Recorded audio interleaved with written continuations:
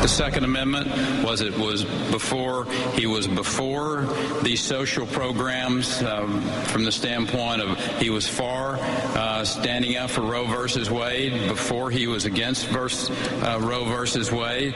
All right, welcome back to the Ed Show. After presidential debates like that, Rick Perry has a new strategy. Just skip them. His campaign says that he might not do any more debates after the one coming up in Michigan. We said we would do Michigan, Perry's spokesman said, but the primaries are around the corner and you have to use your time accordingly.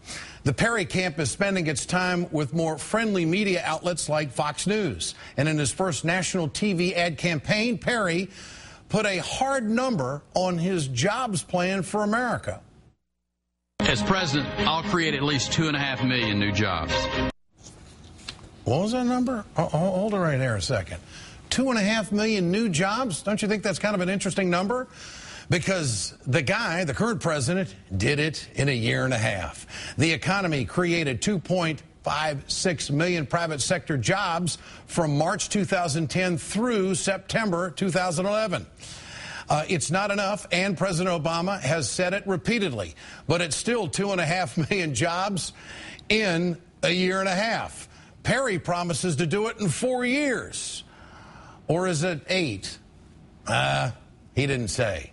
Joining me now is Krista Ball, Democratic strategist and former candidate for the United States Congress, and Steve Kornacki, political columnist for Salon.com. Great to have both of you with us tonight. Thank you. Perry can choose to look incompetent in debates, or he can be like a coward and skip it. What do you think? It's kind of a darned if you do, darned if you don't moment, isn't it? I mean, here's the thing. If you're an incumbent, it can make sense to skip debates because you can only go down, right? If you're the front runner, if you're the incumbent, you can make mistakes and go down the debate. When you are at 6% nationwide, you need every chance you can get to make the case to the American people that you're worthy of being commander-in-chief.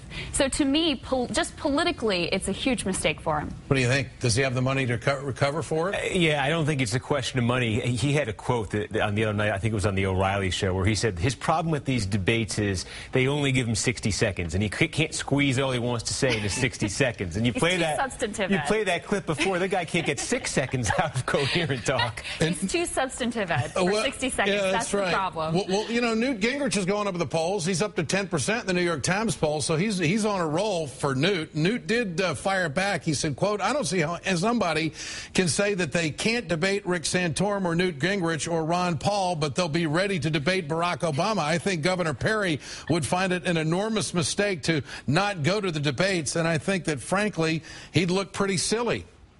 Yeah, well, and here's the other thing. Newt Gingrich also said that it was kind of a 7th grade lunchroom dynamic. And in that dynamic, Mitt Romney is the, sanctimonious teacher's pet. Rick Perry was supposed to be the school bully, but he's being intimidated by the teacher's pet right now. At least he could keep sort of a macho persona. Instead, it looks like he's running scared. You know, the other thing that I think of on this is one of the consequences, I think, one of the reasons for Perry that he struggled so much in these debates is the right is so obsessed with Barack Obama and his communication skills. They make all the teleprompter jokes.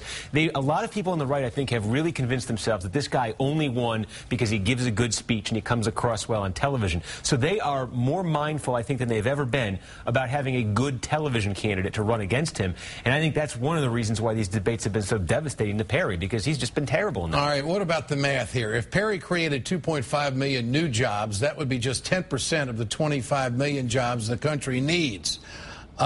Sales pitch isn't going to work, is it? Well, and not to mention the numbers are very, very optimistic and sort of sprinkled with the magical Republican fairy dust to start with. It's basically, it's really not an economic plan. It's a political plan filled with conservative goodies. And a Tea Party group is calling on Michelle Bachmann to quit the presidential race. The president of the American majority says it's time for Michelle Bachmann to go. Every day the campaign flounders. It risks hurting credibility of the movement. What do you think? That's the best press she's gotten in a week, I think. Somebody's finally talking about her again. I mean, the problem for the Tea Party movement is, fine, you get Bachmann out of the way. They want to unite around somebody to go after Romney. They still don't have anybody, and we're 2 months away from Iowa. Herman Cain. He's an email from his staff saying traveling in a car, you can't speak to him unless he speaks to you. He's supposed Is that to be the way the White House is man going to of the be? people, Yeah. right? Is that how the White House is going to be if he wins? Won't even let his own staff speak to him. Don't talk unless you're spoken to. Mr. Kane. He wouldn't work in TV, would he? We need people to talk. Crystal Ball, Steve Kornacki, great to have you with us again tonight. Thanks so much.